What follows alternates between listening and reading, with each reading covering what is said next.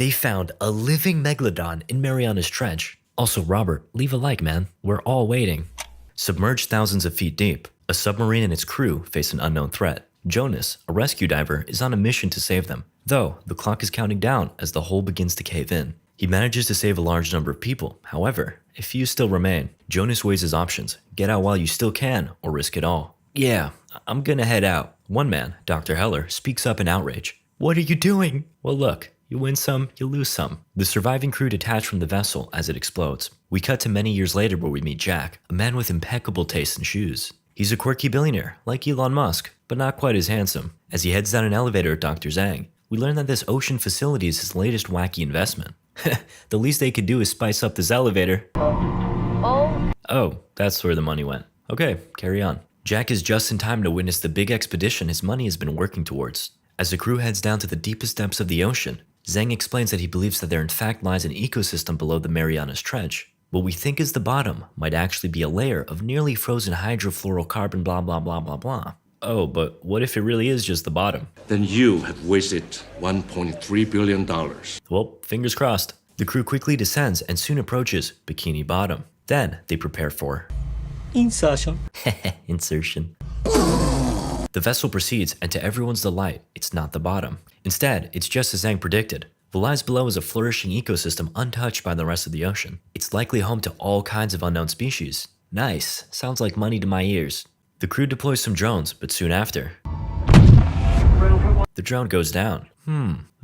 Probably just the wind. I'm sure we're fine. Suddenly, something big and fast is moving towards the ship, and it's not friendly. Jonas was right, you cock! Jonas was right, you say? Well, we ought to go get him. Heller objects. He has pressure-induced psychosis and cost the lives of countless crew members. Well, he's the only man in history to pull off a rescue mission that deep. But after you bullied him, he quit and retired to Thailand. We must go to Thailand. We cut to Thailand where Jonas is enjoying a simpler life. You know, this will probably be me when I retire from YouTube. Anyway, Mac and Zhang pull him aside, but before they can get a word in, Jonas declines. I don't care what you say, I don't care what you pay me, I'm not doing it. Okay, but check out this message from the crew. See, they said you were right. And also Lori, your ex-wife, is trapped down there. Okay, well now I'm really not coming. Okay, just kidding. I'll come save your little crew, but only so I can say, I told you so. While Jonas heads over, we cut back to the submerged crew. Seems their hacker guy, Jeff, has found a temporary solution. Huzzah, we have light. Toshi is spotted reading manga, writing a note for his wife, just in case. Unfortunately, the gift of light comes with an unfortunate consequence. The ship and its crew are rattled again, and this time, Tori gets her organs rearranged, and not in the fun way. To make matters worse, the hull has been compromised. Suyin, Zhang's daughter, springs into action. Now that they're leaking oxygen, she believes she has no choice but to be the hero. She hops in one of the gliders and begins her descent as Jonas arrives at the facility. Zhang and Jack are made aware of the situation, and Jonas quickly gets himself situated in a craft of his own. Looks like Suyin's daughter, Mei, has snuck inside. Are you gonna save my mommy? Yeah, if you get out of here. She obliges, and he prepares to descend. Though, his nerves act up, and he hesitates. He sits there frozen with fear as Mission Control contemplates whether or not this dude really is crazy. Okay, I can do this. Jonas rapidly descends and diverts the power from the ship's life support systems to the engine. This is what we call a pro-gamer move, but it's not without consequence. Nonetheless, he makes it down to the secret level intact. Meanwhile, we see that Suyin has also completed the journey. She even found the crew, but then...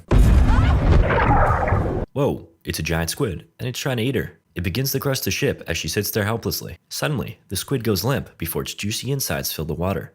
A big-ass shark pulled up and ate it. However, Suyin's not out of the water yet. It's a pun, yeah. Anyway, the shark circles around and charges towards Suyin. Jonas instructs her to turn off the lights, but the ship is too damaged to operate. Coming in clutch, Jonas shoots out some flares to distract the shark. Wait, why does the ship have flares?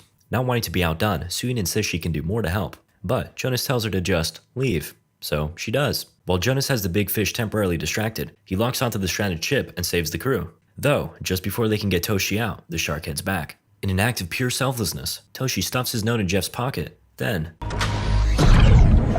Rest in peace, Toshi. You will be missed. The crew makes it back up, but Suyin gives Jonas a bunch of crap for failing to save Toshi. Meanwhile, Dr. Heller tends to Lori. He apologizes to Jonas, and Jonas agrees to call it even as long as he makes sure she's okay. Afterwards, Suyin barges into Jonas's room just as he stepped out of the shower. He makes sure to stand perfectly under the overhead lighting to better accentuate his physique. Just look at the biceptoids on this man. Suyin apologizes and leaves the room feeling tingly. Later, a meeting is held with Jack. Zhang explains how imperative it is that they proceed slowly with their discovery. However, Jack is of different mind. I spent billions on this facility and now it's doing nothing, so we gotta move on before someone else does. I'm sorry, but how exactly does researching the ocean make you a bunch of money? Jonas barges in and tells Jack he's a big dummy head, and that man versus Meg, short for megalodon, is not a fight, it's a slaughter. Meanwhile, May roams around the facility before a hecking megalodon swims up and stares at her. Hello? The bite is so powerful, it shakes the building. Soo-yoon immediately fears for her daughter's safety and runs to find her. Her and Jonas find her safe and sound. Oh shit, the shark left the bite mark. Aw, look, it's a baby whale. The crew discuss what just happened, and Jax unveils a troubling finding. It seems that as Jonas was coming up, he knocked open a thermal vent that temporarily warmed the frozen barrier enough to allow passage. A superhighway for sharks, if you will. Then, an alert comes through about some nearby ships that just went belly up. They head out to investigate and find the remains of a shark fishing boat. Ironic. The Meg is spotted, and the crew formulates a plan. However, before anything can be accomplished, they need a way of tracking the shark. How big do you think my balls would be if I swam up to it? Oh, you gonna do me like that? Jonas pulls up to the shark and is right on the money. Alright guys, reel me in. They proceed to do so, but inadvertently catch the attention of the Meg.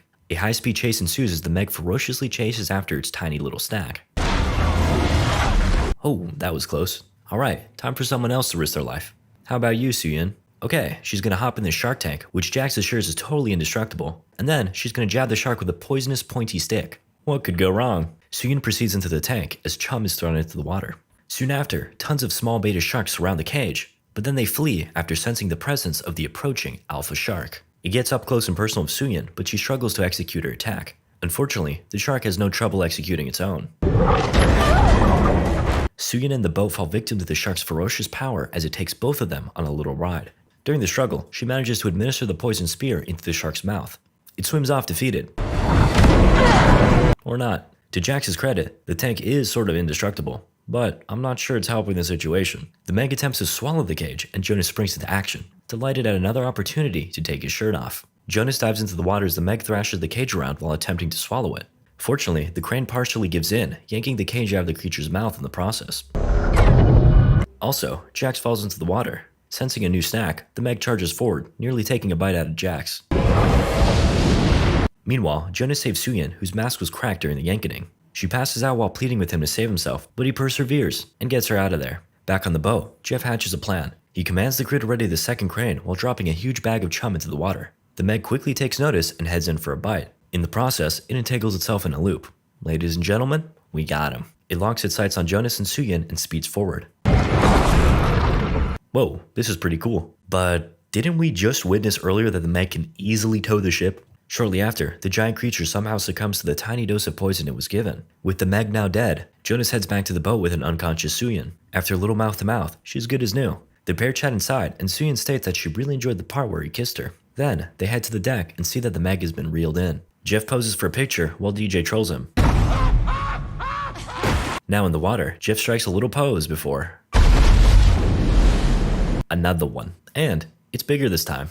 The boat is absolutely wrecked, and Zhang is left critically injured. Heller and Jax are still in the water, but he sacrifices himself by doing some splishy-splashy. Then, Jack calls in for backup while Jonas goes for the lifeboats. They all speed away as the shark follows suit. Jack's anti-shark task force pulls up soon after and fires away at the creature. Wouldn't it be crazy if it attacked the helicopter? Wait, wrong movie. Anyway, this proves to be an effective distraction, and everyone makes it back safely to the headquarters. Except Zhang. He died. With a broken heart, Jack remarks that he came here to celebrate with them, but ended up mourning with them instead. In response to the recent tragedies, he'll be temporarily shutting down the facility and will be soon evacuating the occupants. Of course, he's the first one out of there. In the helicopter, we see that he's actually got other plans in mind. His men find the Meg and send a few presents its way. Alright sir, we've incapacitated the target. Hit it again. Are you sure? Again. Hey.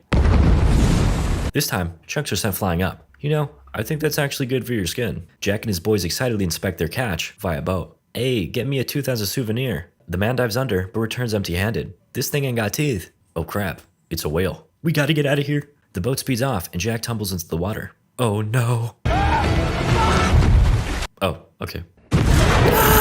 Anyway, the next morning, Jonas and the gang received the news and realized Jack was never sending an evacuation team. Instead, he was just trying to sweep the disaster under the rug. Unfortunately, the Meg is still at large. Next up, it's heading towards a super-populated beach. Because of course it is. Max shares that he just tried alerting the authorities, but they thought it was a prank call. Go figure. Well, I guess it's up to us, Jonas proudly remarks. The crew set sail, then we cut to a boat near the beach. Seems to be a couple celebrating their wedding with their dog Pippin. Oh no, Pippin, don't go in the water. Suddenly, the shark speeds towards the dog. I've never tried dog before. Anyway, the shark heads towards the all-you-can-eat buffet and surveys all the different mouth-watering options. I think I'll start here. The beachgoers collapse into chaos as they scramble towards land. Meanwhile, the shark is like, munch, munch, munch, munch. And then there's this guy, who's safe inside his protective bubble. Now for dessert, the Meg heads towards a group of stranded kids. Just in the nick of time, Jonas and the boys invite the shark over for dinner by blasting whale sounds in the water. The Meg pulls up and Suyin launches a torpedo at the very disappointed shark. Pretty effective. Jonas is next, and as he's about to get his shot in, it jams. Uh-oh. The Meg chases after him, but Jonas is too slick, expertly maneuvering his craft through the reef. Oh no, looks like he hit something. Meanwhile, some news reporters have locked their sights onto the Meg. So much so that they end up crashing and colliding with the cruise ship. Ain't that convenient. Suyin is tasked with saving the others while Jonas is left to deal with the beast. He charges straight towards the creature's gaping mouth, but outmaneuvers it at the last second. He uses the damaged end of his ship to slice the shark's belly open. It retaliates with a crushing bite, and Jonas is forced to escape. Though, he takes with him a harpoon, which he puts to good use inside the shark's eye. As the Meg rages with pain, it breaches the surface of the water, and Jonas administers the final blow. At last, he has bested the mighty foe. Everybody takes refuge on the wedding boat, and turns out, Pimpin' the dog is alive! Hurrah! Bless up to the pupper, and rest in peace to the Meg. Check the description for a link to the full movie.